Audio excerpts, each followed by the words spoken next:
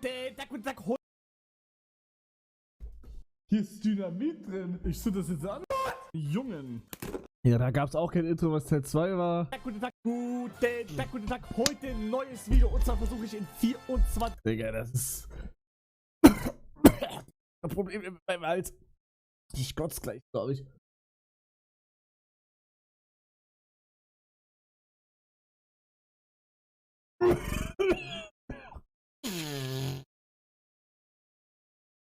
Ich hab grad. Ich hab ja.